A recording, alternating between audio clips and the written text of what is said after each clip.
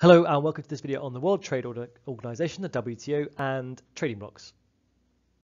So in this video we're going to look at the role of the WTO and then look at the similarities and conflicts between the WTO and trading blocks. So this is an important term when we look at the WTO, trade liberalization. This is really their primary aim, and it's the removal of trade barriers and introducing free trade.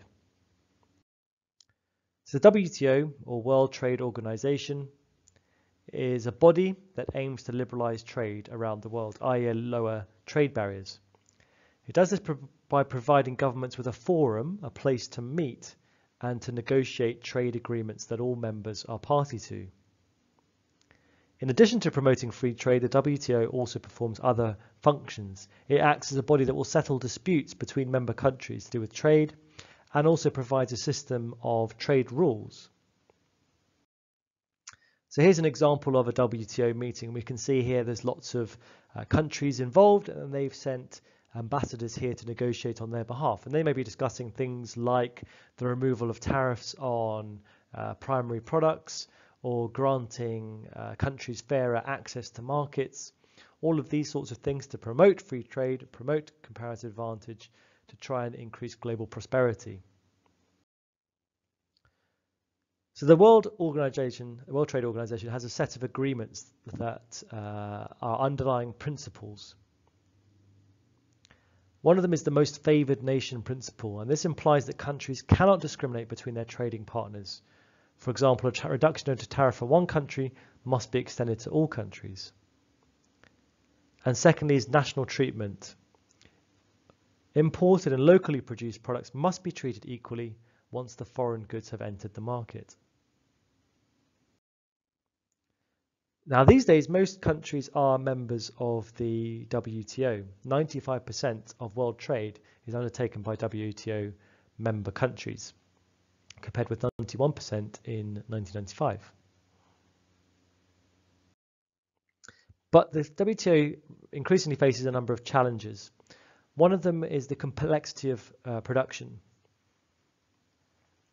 So countries typically specialize in areas in which they have comparative advantage. This then incentivizes countries to try and pursue or agree trade agreements with another country to then trade and exchange, rather than agreeing trade agreements with all countries. Shifting global economic power is creating a lot of challenges for the WTO.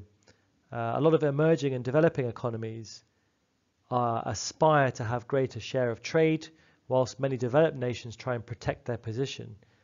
And overcoming this strain is a key challenge for the WTO.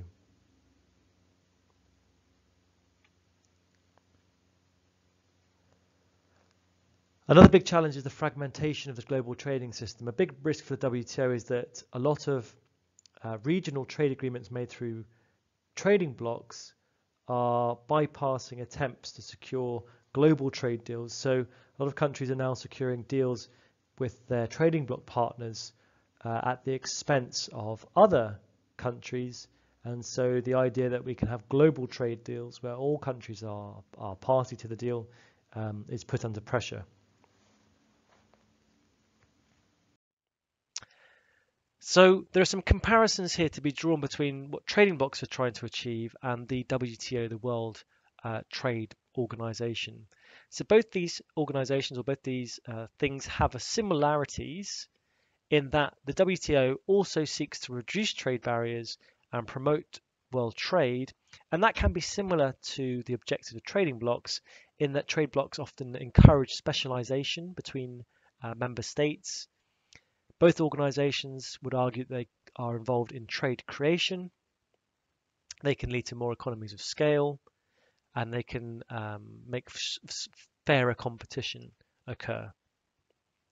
However, there can be some conflict between trade blocks, these organizations, and the WTO, because trade blocks might conflict with WTO because they distort trade to some extent by creating barriers, particularly when you go for a customs union or higher.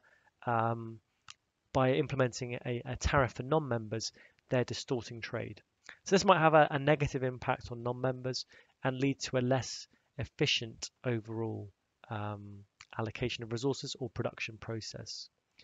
Often it can lead to retaliation as well between trading blocs, and so more protectionism. So in this video, we've looked at the role of the WTO and looked at the similarities and conflicts between the WTO and trading blocs. That's it. Thanks very much for listening.